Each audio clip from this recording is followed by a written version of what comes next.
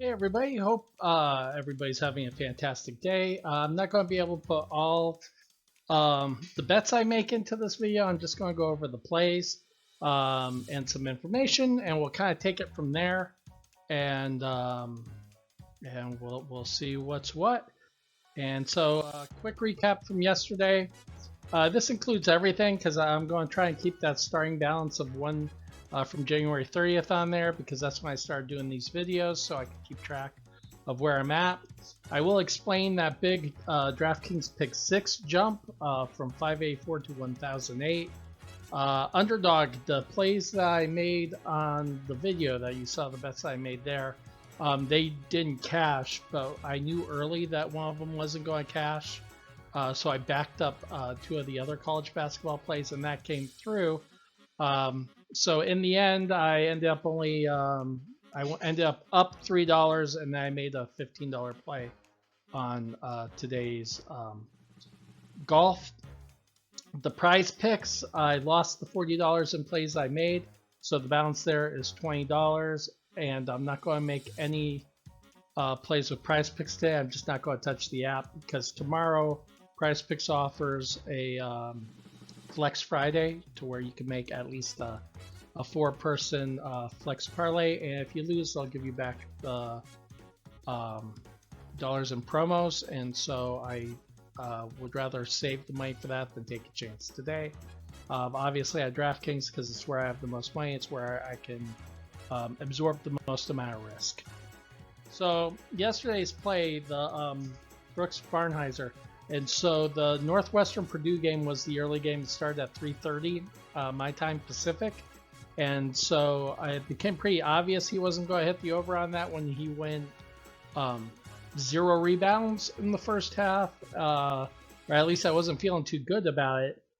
So where I caught up on underdog was I backed up the Nate Heiss over 5.5 rebounds and the Antonio Reeves under 27.5 PRA, which was a rough one because that game went to overtime, and he was sitting at that 26, but luckily didn't pick up anything in the overtime period.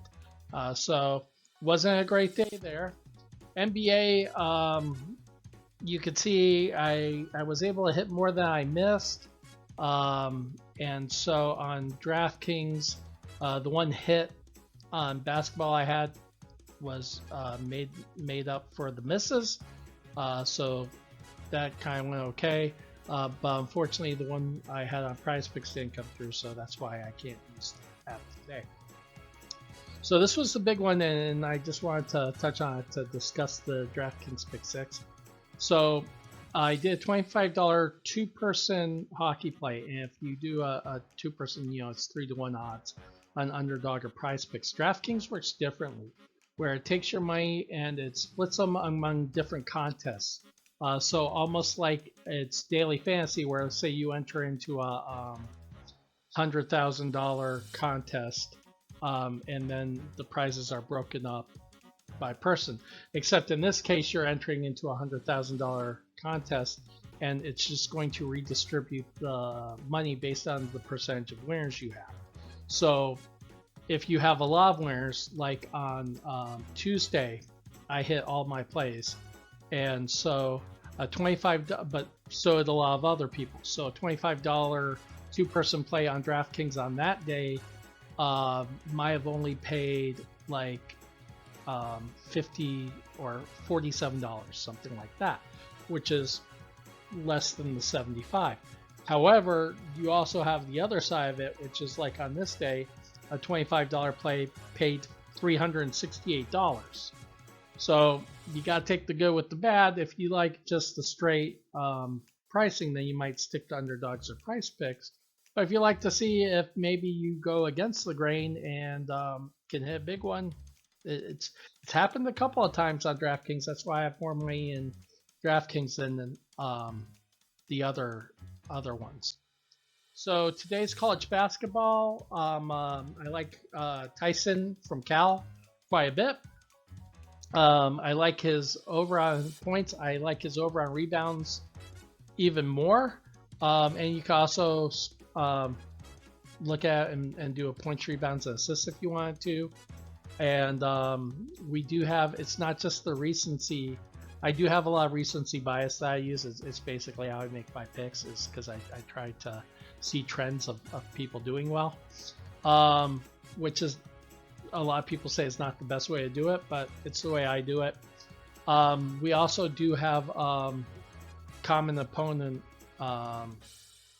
history on these games, as they played each other this year. So San Francisco has already played San Diego, and Cal already played Arizona, and you can see the results that they had in those games. So one of the big drawbacks to DraftKings Pick 6 is it doesn't have college basketball yet. It's relatively new. So all these plays were made on Underdog, where I took the Tyson's points, rebounds, assists on one. I took his rebounds on another one. I took his points on another one, and I took Jonathan Magbo. I took his points on two of those plays and his points and rebounds on one of the other ones. So hopefully I'm good on these guys, because they're the only ones that I identified that I wanted to play today. So NBA, I broke up into overs and unders, because since I'm not using prize picks, and I'm using Underdog on the college basketball, I didn't really want to hit the NBA too much on Underdog. Although I probably will mix in the play, whichever one I like the best, with the two college kids, and try and hit at least a $15 three pick over there. So I listed all these. They've hit 80% their last games, except for Colin Sexton's hit over 5.5 assists in the last 5 games, and Nesmith had a huge game last game, and he's hit his last 5. Now, on pick 6, I didn't even check Underdog for these. Pick 6, a lot of these were already inflated, and so if it was more than this amount, I didn't touch it. I didn't go for it. So I know Mitchell, the over 40.5 PRA, I know that was still 40.5. So I did do, because they have a promo right now, play a $10 4-person. They'll give you back $4, so you're risking 6. So I did, but that's all I really messed with on the over. I did take Donovan Mitchell over, mixed in with a couple of other plays besides that. But the rest of them that were inflated, I didn't bother with on that site. However, that did mean I could take the unders. Now, that being said, Harris and Harkenstein and Kelly Oubre, which I did like all of those, and Jalen Brunson, Paul Reed wasn't on the site. All of these, there's injuries in these games. Joel Embiid isn't in the Philadelphia game, so Harris's points, rebounds, and assists is pushed up.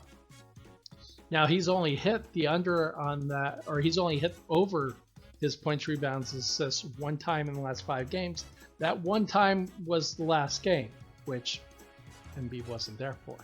Or no, he didn't play much in the second half.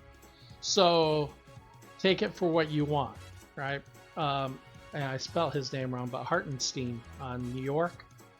He's only hit 2 of the last 5 on the over on his PRA. One was last game, and last game Randall was out, and he did his over. So bake that in to your choices, what you're doing with this. I decided to go for it anyways because, like I said, Hartenstein's only hit the over 28% on the season, so I'm going to roll with it anyways. Jalen Brunson, the under on the points, he hasn't hit in the last 5 games, including the last game with Randall out. Doesn't mean he doesn't have a huge game tonight, but I'm going to go with the trend there and take the under.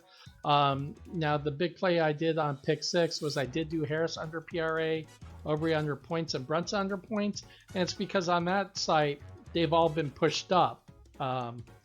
Because I was interrupted today when I was doing my things, and already by this time, I think it's 1 o'clock Pacific, 1:30 Pacific. Already by this time, they've been getting pushed up. So take when the it's going up, if you like the under, that's good news for you. But like I said, bake into these all these except for Vince Williams have injuries in the games. So you know you're do with that information what you want. And so, anyways, those are my picks for the day. I am going to get a couple more in on DK. I know I did a couple of unders on 3 points made, which is always a little sketchy. And I will do an extra underdog on there, so I will catch up the plays tomorrow. In the meantime, good luck to everybody. I hope you have an amazing day today, and I'll see you tomorrow.